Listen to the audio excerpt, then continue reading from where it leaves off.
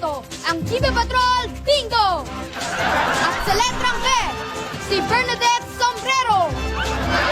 At sa letrang I, si Ilex Santos.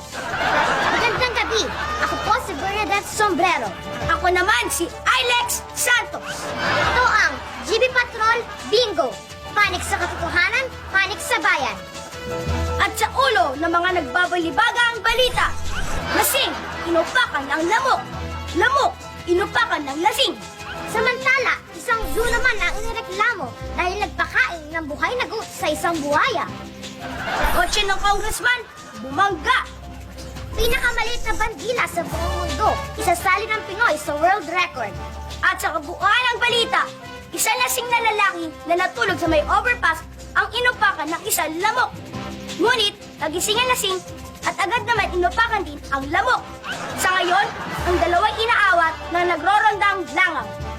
Samantala, isang zoo naman ang inireklamo dahil sa sumbong na pinapakain na buhay na goat ang alaga nilang buhaya. May dagdag ulat si Dors Bigornia. Dors, pasok!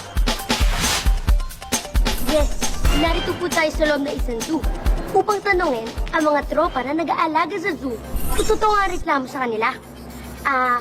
Manang, totoo po ba na nagpapakain kayo ng buhay na goat sa buhaya?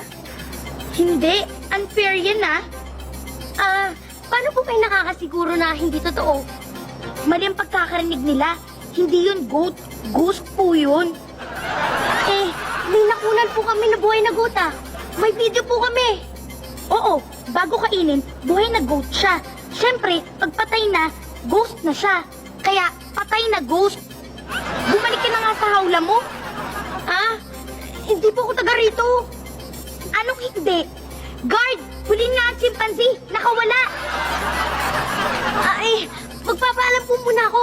Ito pala si Dors Bigornia na ikukulong sa aula. Back to you, Ilex. Salamat, Lors.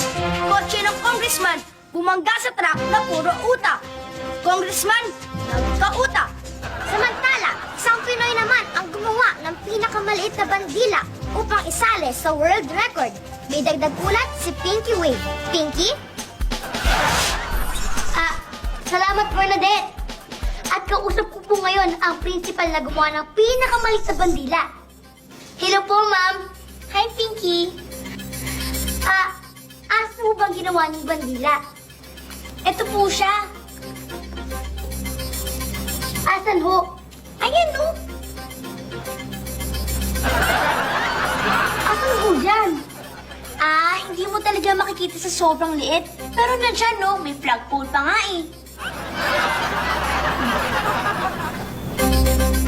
Teka.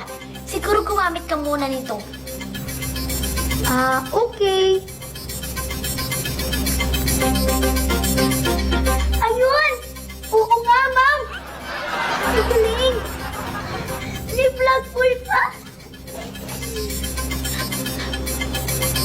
Achoo!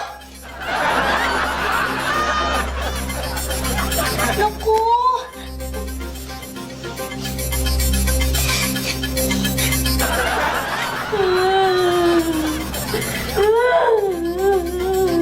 Sayang.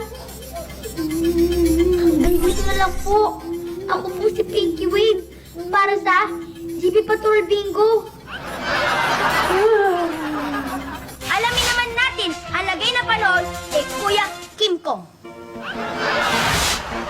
Salamat, Ilex. Isang bagyo ang nananalasa sa bahay-bahay kaninang madaling araw habang natutulog pa ang mga tao. Ang bagyo na sobrang lakas ay tumangay ng mga ari-arian na tinatayang na nasa 2 million pesos. Kaya kung sino man ang makakita sa bagyong ito ay itawag agad sa Pag-asa Hotline at kayo ay makakatanggap ng reward na 100,000 pesos, buhay man o patay. Ito po si Kuya Kim Kong at Chensa na nagsasabing sa bawat pagsubo ng panahog, pag nabulunan ay water-water lang. Sumayin niyo ang GB Patrol Bingo! Ako pa rin si Ilex Santos. Laging isipin, madaling maging tao, mahirap maging robot. Ako po si Bernadette Sombrero. Magandang gabi and welcome to Going Bulilit!